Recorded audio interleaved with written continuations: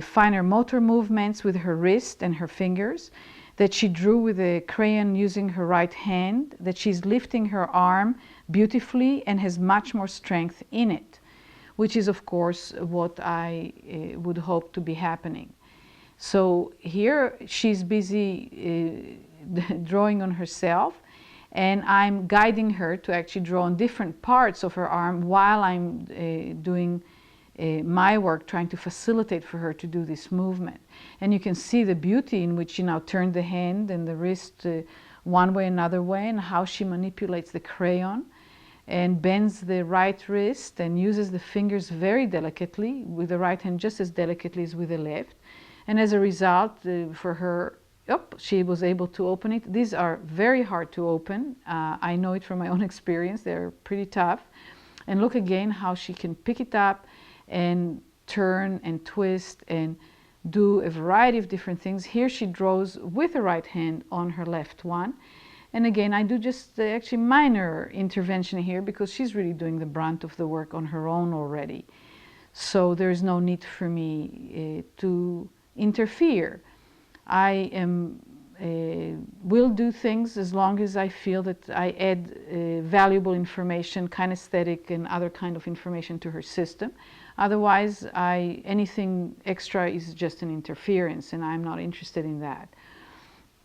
Here I'm trying to get her to say yes and no. She just points and will not talk to me. And when she says yes, she says yes and no at the same time, but I got her at least to say a little yes. And here she's trying to open it, and she succeeded. And again, if you watch, when she makes a big effort, the right elbow still tends to get spastic. That will get reduced more and more. At the end of the lesson, this 10th lesson, I'm showing this just to see how spontaneously she's using both hands and moving her right hand and wrist so beautifully. This is lesson number 13, 3 weeks later on December 17th, 02. The mother reports that Grace has been crawling a lot with her sisters spontaneously. Her arms are straight and her thumb is no longer tucked under when leaning on the right hand. She turned her right palm over to eat from spontaneously. Probably the most important event, which I'm here talking, the motion that I'm showing, is that the mother went to a 6-month checkup with the orthopedic surgeon at the Shriner Hospital and was actually terrified by what she was told. They told her that the back muscles connecting to the scapula on the right side are not functioning, and in order to avoid shoulder dislocation, they will need to do a tendon transfer surgery with Grace, but we'll have to wait 2.5 years till she's 4 years old. They implored and stressed on the mother to do the range of motion exercises, specifically the one I was showing, which will move the humerus in the joint to the extreme, both forwards and backwards. The mother followed the instruction and promptly dislocated the child's shoulder, which of course was painful, but then went back to place. What I try to explain to the mother is that just as the doctors think of her shoulder in isolation, that is how they think of the surgery. However, the arm is connected to her whole body that is managed by her brain. Muscles will only grow with use and function.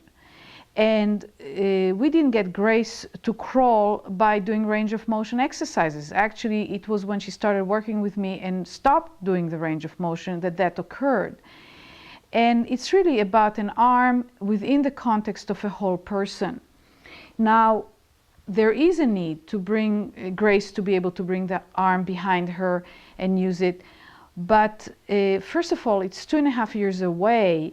And I don't quite understand why to scare the mother so badly, but especially there was no recognition of the improvements that has occurred over the past 6 months, which I also find quite surprising.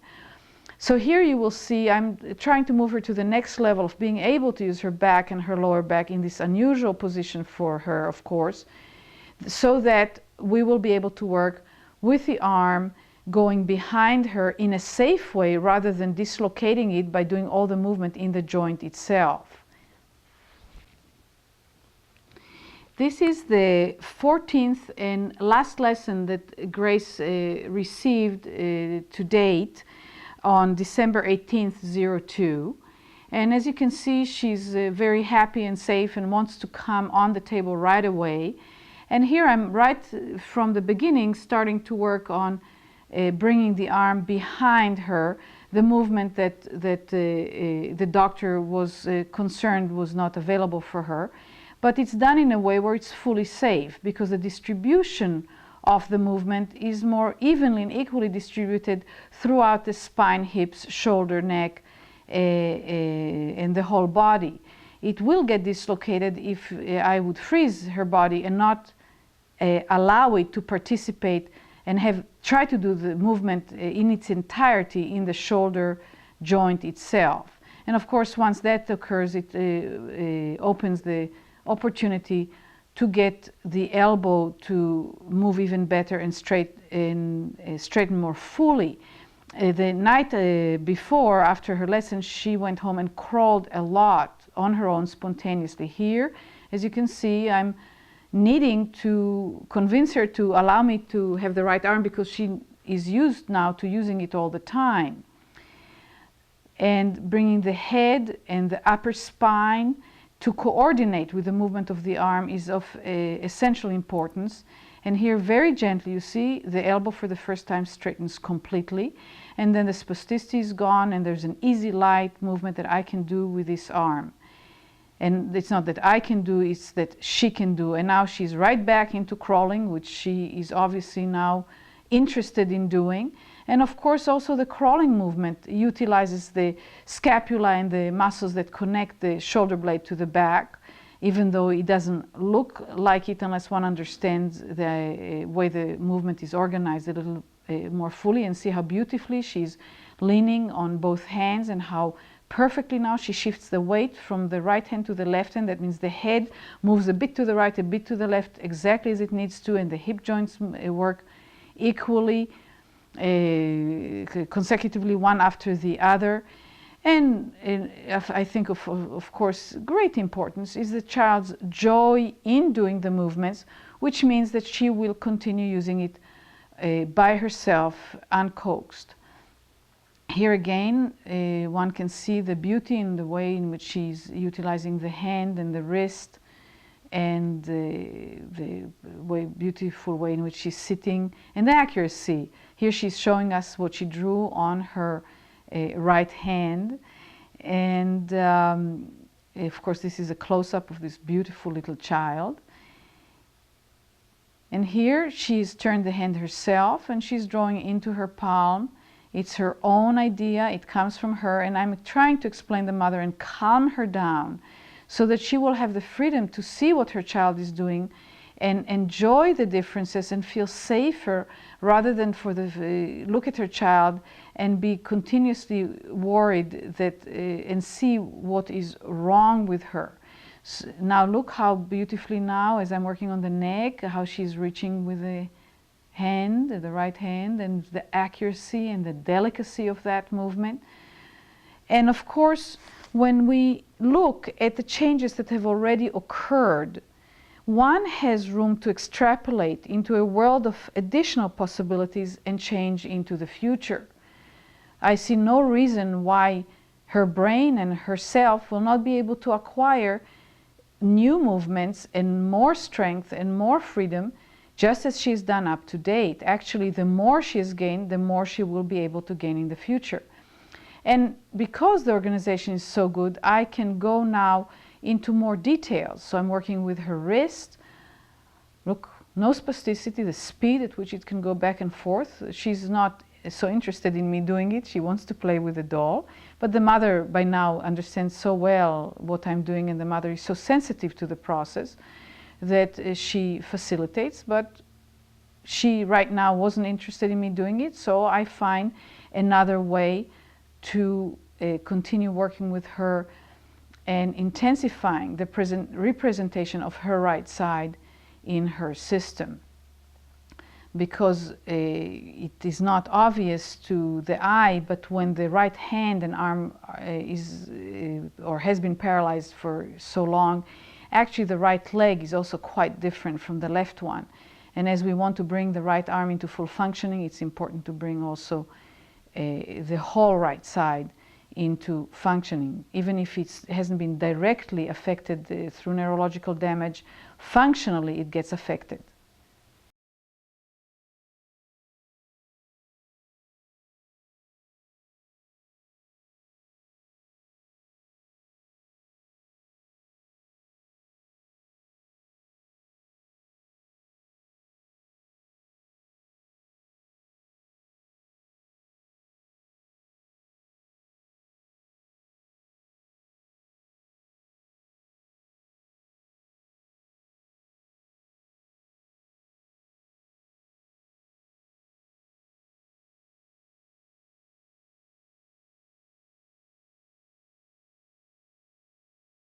My name is Anat Baniel. You will be seeing a demonstration of the Anat Baniel method of Feldenkrais for children. It is a compilation of portions of 7 lessons I've given Isabel out of a total of 30 lessons. Isabel was 15 months old when she came to us first. Her diagnosis is periventricular locomalacia and mild cerebral palsy. We've worked with her over a period of 4 months. If you want more information about the Anat Baniel method, you may log on to www.anatbanielmethod.com. This is Isabel, and this is her first session. She was diagnosed with periventricular leukomalacia. She was also, as a result, diagnosed with mild CP. She's an adopted child. She was premature. They don't know how many months. These are her adoptive mothers. And her left side is quite spastic. The left arm is quite spastic. And when I touch those ankles, there is hardly any movement. They already suggested to put some plastic braces on the feet and ankles, which I asked the parents not to do because I would like her to learn to use her feet and ankles rather than try and keep them in a certain position. She's been diagnosed by a developmental evaluator as being between 6 to 8 months behind her development. She does not roll over to her belly. She does not sit up. She does not crawl, but she makes some sounds. And she came in, I took off, you don't see it here, but with very thick glasses, her eyes crossed, and which I took off for the session and pretty much took off. She's not using them anymore. As you can see here, I'm starting with her in one of her mother's laps. She's arching the back involuntarily here. And she has no control in the sitting position and doesn't really have proper control of her head. As I'm working with her, what I have available at this moment is her leg. I know she will not be safe on the table yet with me, so I just access her the way I can. It's hard to see because you see now the ankle is already moving quite freely, so it's hard to understand it unless it is felt. And here I'm putting her foot and looking to see if I can get her lower back to work, which of course it's not. And here she's taking interest in what I'm doing and getting her to reach out and hold her left foot with her left hand, and she moved her right hand. The girl does not really know she has much of a left hand, so I put the 2 hands together and she has an opportunity to bring the foot to the mouth, which she has not done during her infancy because of the greater freedom she already gained in the hip and the lower back in the first few minutes of the lesson. And as you can see, the left hand caught the foot again and she wants to do it again. And when it changes so fast, it's very hard sometimes to remember what it was like before. But you see, the moment she goes back, the left arm gets spastic again. And again, I'm not concerned about that. I have, over the past 20 years, realized that the changes are done by approximations, and they just get engraved deeper and wider over time and overuse.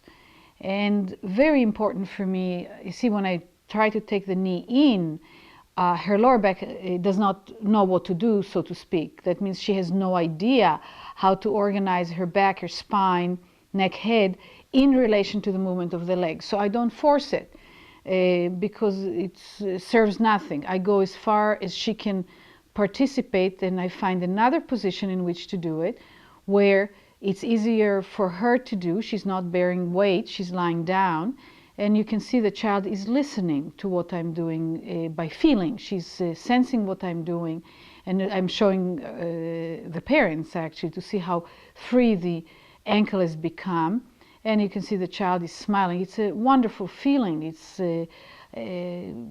hard for me to really know how it feels to move from incredible rigidity to so much mobility, but I think we can equate it to ourselves. When we're stiff and then we do something, all of a sudden we gain mobility, just amplify it a lot.